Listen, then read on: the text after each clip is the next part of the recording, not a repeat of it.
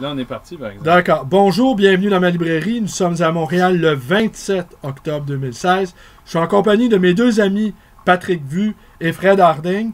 Et aujourd'hui, nous discutons de... Bon, écoutez, je suis désolé de ne pas avoir trouvé le mot, la chose et le mot, mais regarde, j'ai une question pour Bruno, moi.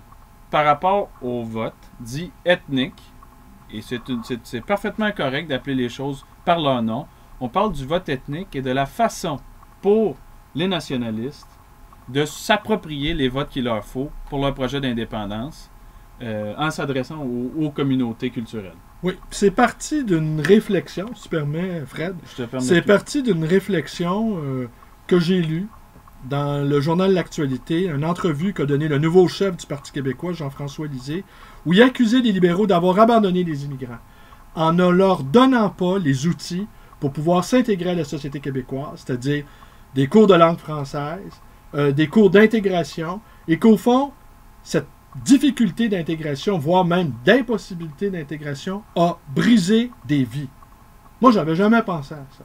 Et à la suite de ça, toi, tu as évoqué l'idée, on a évoqué des politiciens, des politiciens indépendantistes, appartenant à divers groupes culturels, qui n'étaient pas représentatifs de leur communauté d'appartenance. Et moi, j'ai cité l'exemple d'Amir Kadir qui, d'après moi, écoutez, je ne me pique pas de politique, mais d'après le bon sens, l'exemple d'Amir Kadir, c'est pas un exemple qui va tirer à conséquence pour le projet d'indépendance auprès de sa communauté culturelle. Et je vais vous expliquer pourquoi c'est un cas de problème.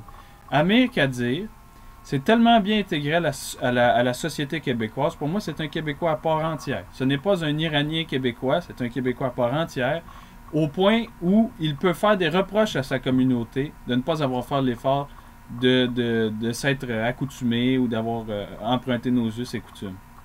Et dans ce cas-là, il devient, pour la cause de l'indépendance auprès des communautés culturelles, ça devient un poids mort. Il ne sera pas capable de les convaincre parce qu'il ne représente pas ce que les gens cherchent dans un politicien de leur communauté culturelle. C'est-à-dire quelqu'un d'assez culturel qui leur parle d'un projet politique, mais pas quelqu'un de québécois. Ils ne veulent pas d'un autre Québécois qui leur dise comment penser.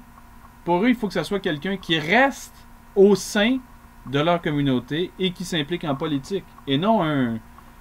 Parce que ce que j'entends de ce que tu me dis, c'est que Kadir est devenu tellement québécois qu'il est inaudible auprès des membres de sa communauté d'origine. Ben, il est allé trop loin.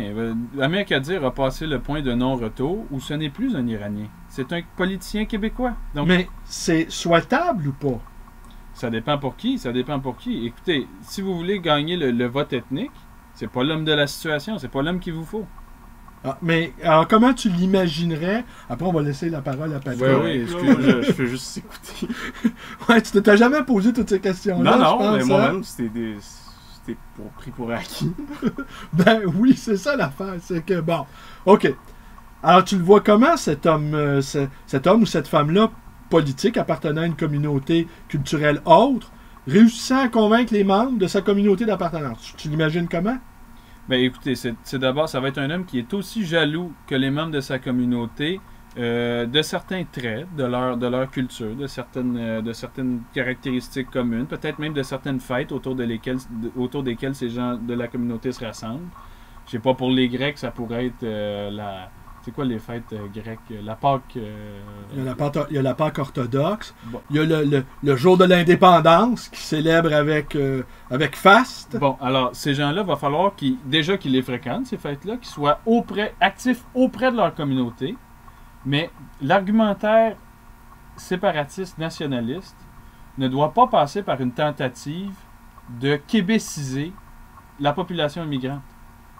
Il faut qu'on leur fasse une place culturelle dans le Québec, puis qu'après ça, on leur dit, ben, étant donné que vous êtes un bijou qui peut être incrusté dans le jaune du Québec, on va passer ce jaune-là autour du bon doigt. Je sais pas. Non, mais la métaphore, elle est belle. On peut l'affiler, hein? On peut même... Ouais. On deviendrait ce qui nous manque, c'est des orfèvres, finalement. Des bijoutiers réussissant à amalguer les divers gemmes culturels. Ben, écoutez, sans quoi, moi, je pense que c'est pas... Parce que les gens veulent rien savoir, là. Il y en a assez de politiciens québécois sans en plus rajouter des Amir Kadir. Mais là, moi, je critique pas du tout Non, non, Amir j'ai Kadir. compris. Amir Kadir, Ils c'est... en ont assez des Mais c'est un peu. Tu trouves pas ça un peu inquiétant, ce que tu dis? Parce que si on se place là, du point de vue de certaines communautés, on en a assez des politiciens québécois, hein? Oui. On en a assez de vous autres. Puis quand même bien, vous transformiez un des nôtres en vôtre. Ce vôtre-là, ben, on n'en voudrait pas quand même. Ben, Comme un Makakoto, par exemple, qui est d'origine africaine. Est-ce que Makakoto, il peut parler maintenant encore au nom des membres de sa communauté? Ou Makakoto ou Boucar Diouf, ils sont cuits, ils peuvent plus parler? ben là, t'as deux cas qui sont tout à fait différents. Bonjour. Et Bonjour. qui, d'après moi, qui nécessitent des traitements différents. D'accord. Le cas de Boucar Diouf, C'est pas un politicien. c'est... Ben, c'est C'est pas un une- chroniqueur c'est pas un- politique, par c'est exemple. oui, bon, mais c'est une personnalité dont l'exotisme nous a charmés. Tu comprends?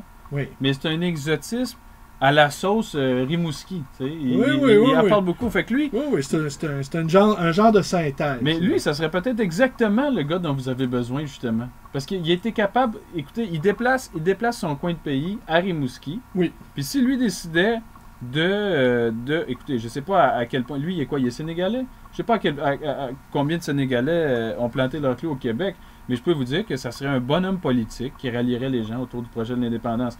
Là où Makakoto, lui, regardez, on sait même pas d'où... Est-ce que vous savez d'où il vient Makakoto? De quel pays? Non, moi je ne sais pas. Non, il est tout à fait québécois. Il a joué dans des films, il a été humoriste. C'est un politicien québécois. Oui.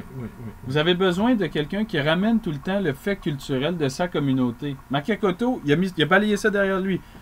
Mais non, mais je veux pas l'exprimer comme ça, mais vous Non, vous non, mais. comprenez? Oui. Non, mais écoute, je pense que tu as une belle intuition. Hein? Et puis, on t'a pris à brûle pour point dans ta réflexion. J'ai tenu à ce que cette petite conversation-là à trois soit. On va laisser quand même le mot Oui. de la fin à Patrick, parce que Je sais bon, pas quoi dire. quand t'as pas Moi, t'as je suis le temps. pris On va entre te les laisser. feux. On va te laisser du temps pour réfléchir. Ben, parce que... non, mais c'est l'heure pour Patrick de faire son pitch politique.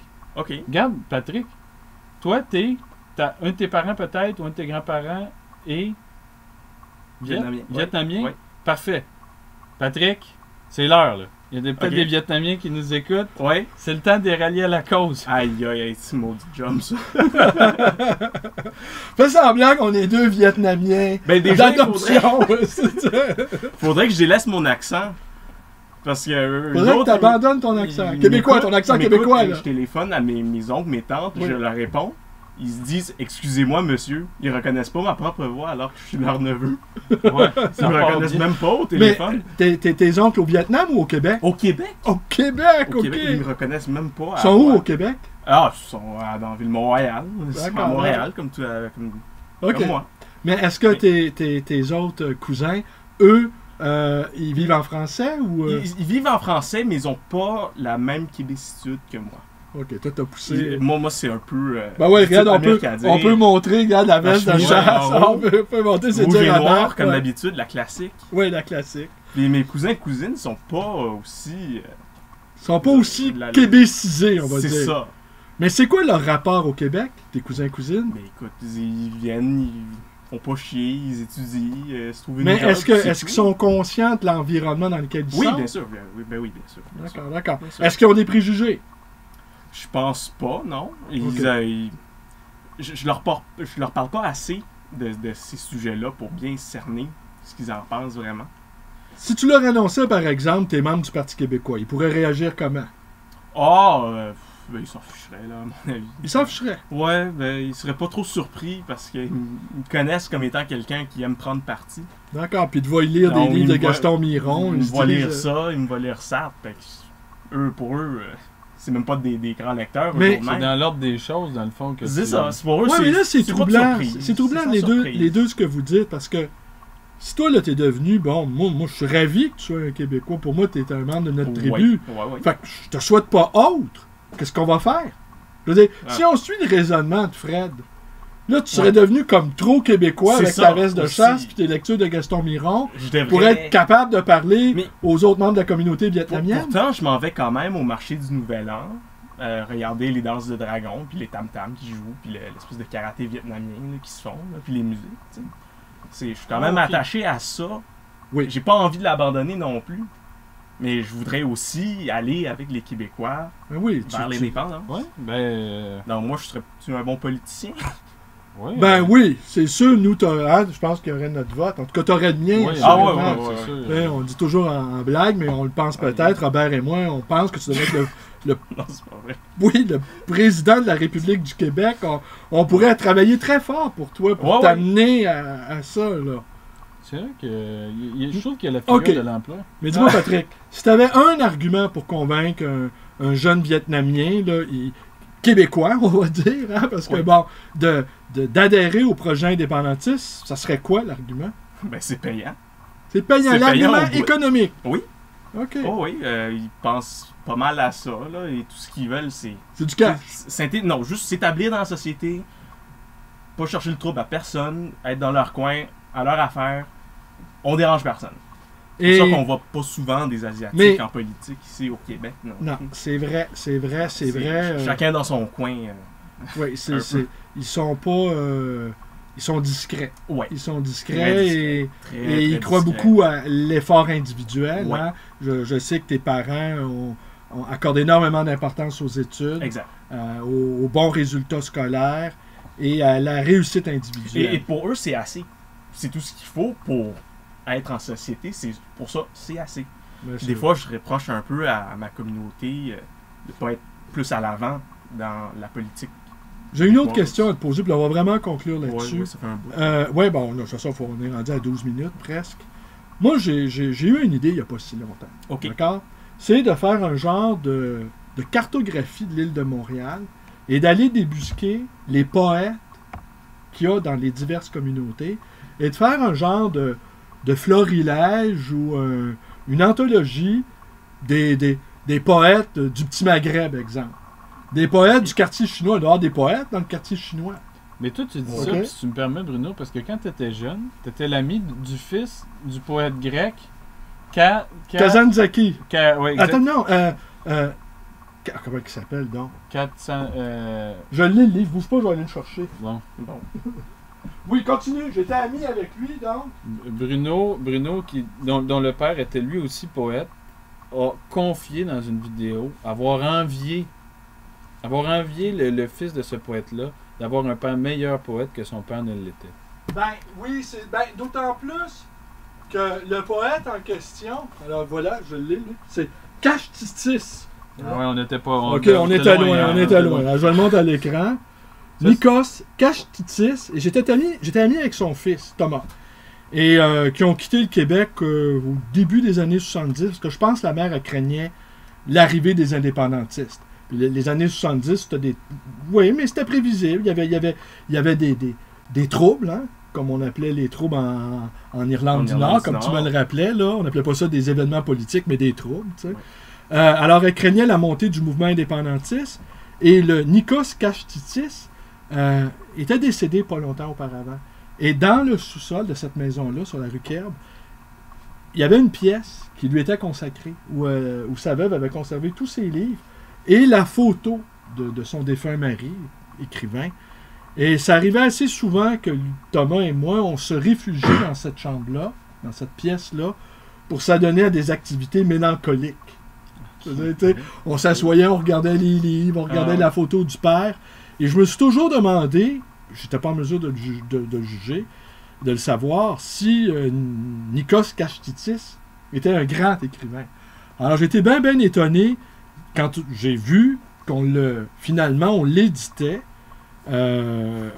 et que la préface aussi d'ailleurs a été faite par Jacques Bouchard, qui est un bon client de la librairie, que je vois souvent, je le vois toujours défiler. Alors peut-être on pourrait même le voir, là, on pourrait lui montrer le livre. Regardez, M. Bouchard, on a votre traduction. Et la traduction donc a été faite en 2010. Quand j'ai vu ça, j'ai dit, sais-tu? Et là j'ai lu l'article que Chantal Guy lui avait consacré dans le journal. Là, j'ai compris. J'ai fait une vidéo et j'ai tagué, évidemment, le nom de Kashtitis et celui de son fils. Et je m'attends toujours à ce que le fils débarque ici.